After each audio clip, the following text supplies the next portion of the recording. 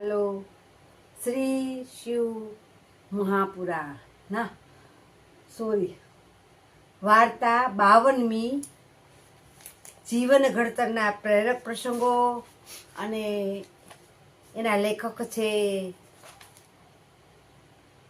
હરિશ્ચંદ્ર અને વાર્તાનું સ્થળનું નામ છે, કદાચ હું ના લખું તો સમજી જાજો, સત્યાગ્રહનો પદાર્થ પાઠ હું એ કા ના વેઠી શકું, બીજો ભાગ છે.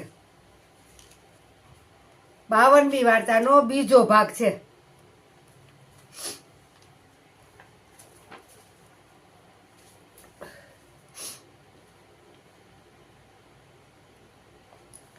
ગણપતિ દાદાને કહેશું હાજરીએ. હે ગણપતિ દાદા, રીતિ સીધી આખો પરિવાર તમે હાજર રહેજો. બાળકોને ત્રિકાળ સંધ્યા, સવારે ઉઠતા, બપોરે જમતા, સાંજે સૂતા, એથી કરી આપણા બાળકોને સારા વિચાર મળે, અવળે રસ્તો ન જાય. અને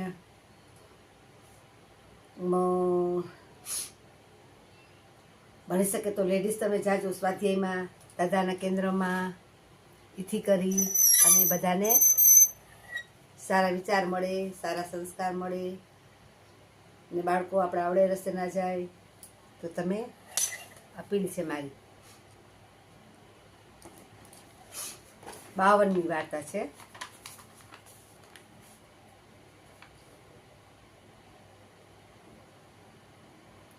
કસ્તુરબાઈએ હિંમતથી જવાબ આપ્યો, હું હારીને છૂટી આવું તો તમારે મને ન સંઘરવી, મારા છોકરા જેલ વેઠી શકે તો તમે બધા જેલના દંડ સહન કરી શકો, તો એકલી હું જ ન બેઠી શકું? એવું તમે સી રીતે કહી શકો? ધારી લીધું કે મારે આ લડતમાં દાખલ થવું જ છે એમ. તો ગાંધીજી તો રાજી થઈ અને બોલ્યા, હે બા, મારે તને દાખલ કરવી જ છે, પણ તારી તબિયત ઠીક નથી, એટલે જેલનો ખોરાક તને માફક નહીં આવે તો તું શું કરીશ? અરે તમે કહી તેમ હું કરીશ, તમે કહેશો તેમ હું કરીશ. કે ના, તારી તબિયત બરાબર છે નહીં તો હું તને કેવી રીતના આ કરું એમ.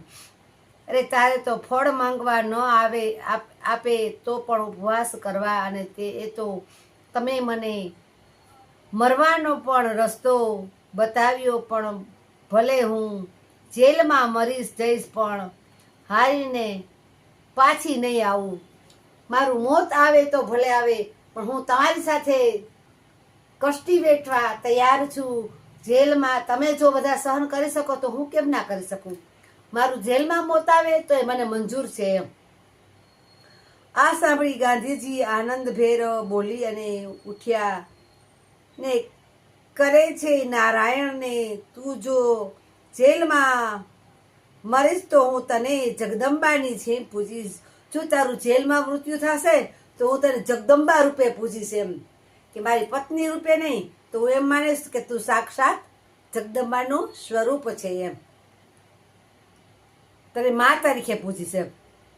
અરે અને બા તો લડતમાં જોડાયા, જેલમાં ગયા, ત્યાંનો તો ખોરાક એમને માફક આવે એવો હતો જ નહીં, અને એમણે તો ફળ માંગ્યા, પણ 4 દિવસના ઉપવાસ પછી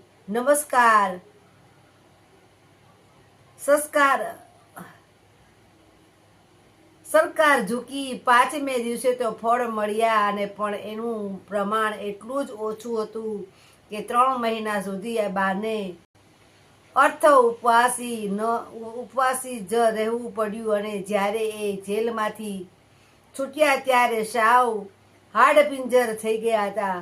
જો નહોતા ખાતા, નહોતા પીતા, એને ફાવતું નહીં, તો જ્યારે છૂટ્યા ત્યારે એ નો ખાય તો શું થાય? શરીરમાં કાંઈ ના જાય તો હાડપિંજર જેવા થઈ ગયા એમ.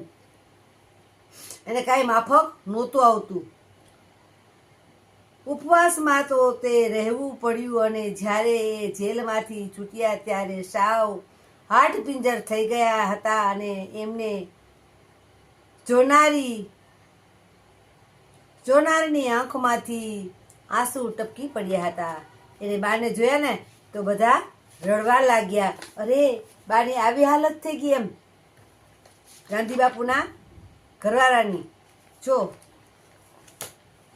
એનું શરીર એવું થઈ ગયું, ખળભળી ગયું, તો એ હિંમત નો હાર્યા કે ના મારે આવું જ છે એમ. આ તો બીજો ભાગ 52માંનો. હવે ત્રીજો ભાગ આપણે આવશું, 53મો ભાગ.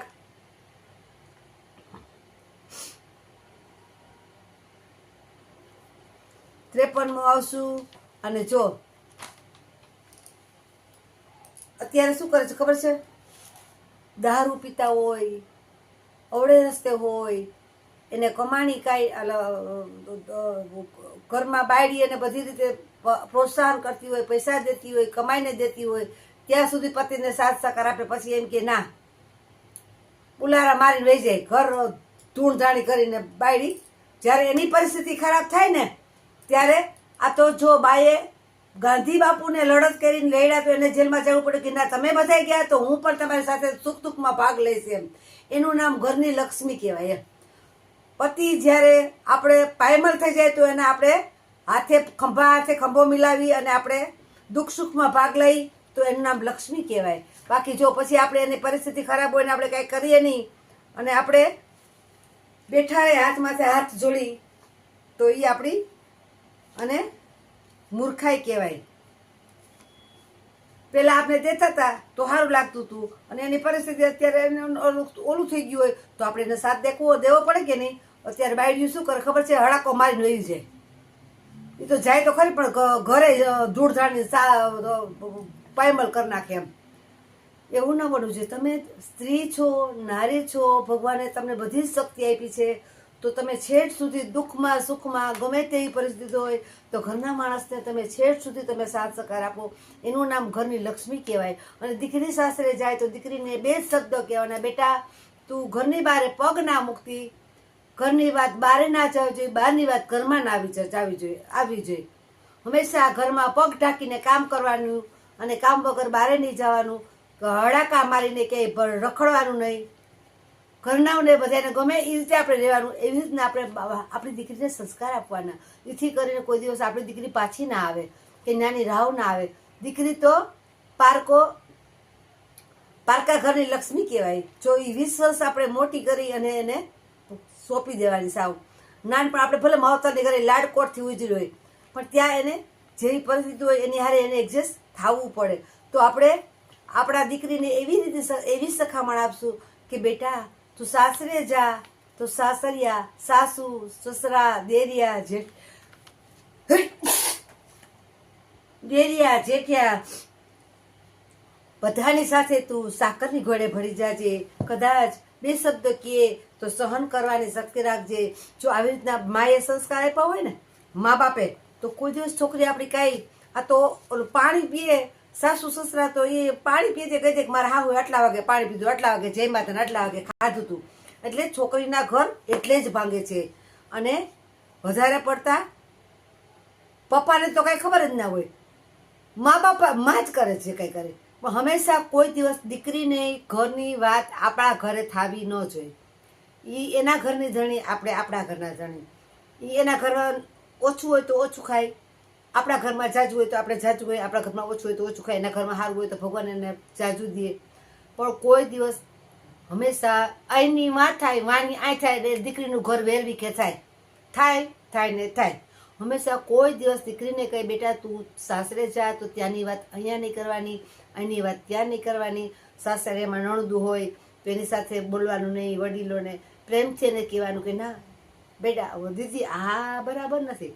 જ્યારે ટાઈમ આવે ત્યારે શાંતિથી કહેવાય. ધીરે જેઠે કદાચ ક્યારેક બોલતા હોય તો આપણે એને અપમાન નહીં કરવાનું અને ખોટું લાગે એવું નહીં બોલવાનું, પરવારું તોડી નહીં નાખવાનું. પણ મા બાપે કોઈ કાંઈ શીખવાડ્યું જ ના હોય તો શું હોય? કોઈ કંઈ જ્ઞાન જ ના આપ્યું હોય. હંમેશા 100 શિક્ષકને 1 માં.